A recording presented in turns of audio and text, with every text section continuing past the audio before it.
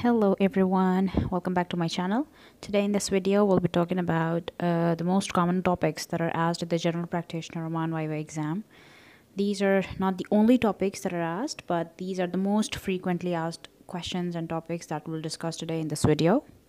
So in this exam, the examiner gives you a clinical case scenario rather than a direct question like, what are the signs and symptoms of sinusitis. Instead of that, he might ask you like, a 5-year-old kid was brought to you by his mother with complaints of fever and runny nose. So what are you going to do about it? How will you manage this case? And what advices would you give the mother? So by asking the questions in the form of clinical scenarios, the examiner expects from you that you ask the symptoms in details about the onset, duration, associated symptoms, relieving factors, aggravating factors, any past medical history, any other drug allergy, or any other medical health condition that the patient has that you should know about, and the investigations that you're gonna do, the bedside investigations as well as the lab investigations to come to a diagnosis, if at all any. And in the end, they would definitely ask you about the management and for how long, the drugs and the dosages. So this is like the basic format of a clinical case scenario. Alright, so I'll just mention the topics first, and then later on we can just go through each topic briefly. So the frequently asked topics are the hypertensive emergency, hypertensive urgency, tension pneumothorax, acute heart failure, choking, be it of like adult choking or pediatric choking. They can ask about anaphylaxis, arrhythmias, asthma, especially exacerbation of asthma, and then a comatose patient, and then a CPR, dehydration, diabetic ketoacidosis. And then they can ask questions on dyspnea, difficulty in breathing in a child, then head trauma. They can also ask about hyperglycemic, hyperosmolar state, hypoglycemia, myocardial infarction, seizures, acute sinusitis, a narcotic overdose, otitis media in children, supraventricular tachycardia, paracetamol poisoning. And if you're a female candidate, they will definitely ask you one question or more questions regardless, related to obs-and-gyn. So in that they can ask you questions on topics like vaginal secretions, polycystic ovarian syndrome, abdominal pain in pregnancy, bleeding per vaginum in pregnancy, HIV in pregnancy, preeclampsia related questions, and side effects of magnesium sulfate. So now let's start the topics and see some questions. Before starting the questions, I want you all to focus on something which is very important, which really helped me get through the exam, clear the exam in the first attempt itself. That is to make up a framework or a flow chart in your mind for answering any kind of question that is asked in this Viva exam. Like for any question they ask you, just try to see or try to ask if the patient is unstable or stable.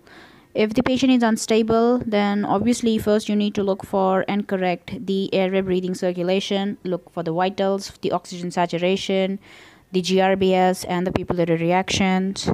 So in such case, first you need to stabilize the patient by providing the appropriate aids, and you first, after stabilizing, you have to refer the patient to the higher center for the management. And if the patient is stable, then there is a different approach for focusing more on the signs, symptoms, investigations, management, complications, and advices being given to the patient. So I just want to give you a basic brief idea regarding how to answer the questions. That is, first categorize the patient into unstable and stable, and then give a different approach for each. Alright, so let's start the questions. So the last questions, like a 27-year-old male came to you complaining of shortness of breath. So what are you going to do, and how are you going to differentiate if it is cardiac or pulmonary in origin, and what investigations are you going to do? So to answer these questions, we need to ask further questions like the onset. How was it sudden in onset, or it gradually increased? And was the patient doing anything particular when that the shortness of breath started, or is there any previous history? Is it associated with any chest pain and swelling? And then along with it, we'd also have to look at the physical findings. Are there any alarming signs? Like suppose if there is a deviation of the trachea to one side, and when we try to auscultate and see for the chest movements, is there any decreased chest movements or decreased breath sounds on one side of the chest? Because then we can, like, focus more towards the pneumothorax, the tension pneumothorax, because that is a clinical it's a clinical diagnosis.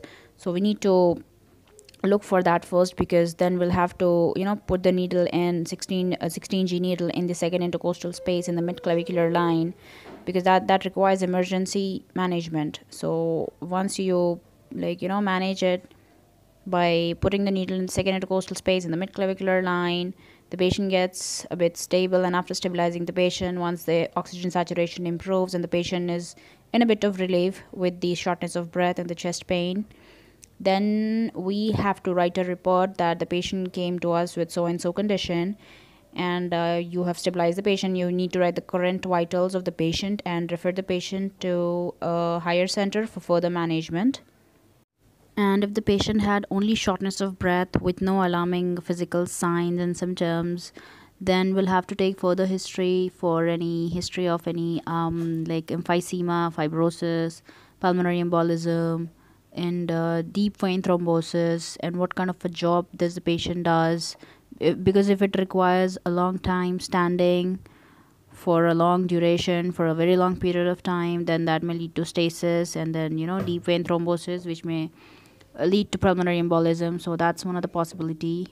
And you need to ask for any history of asthma, any anaphylaxis, any heart failure, personal habits like smoking and alcohol intake.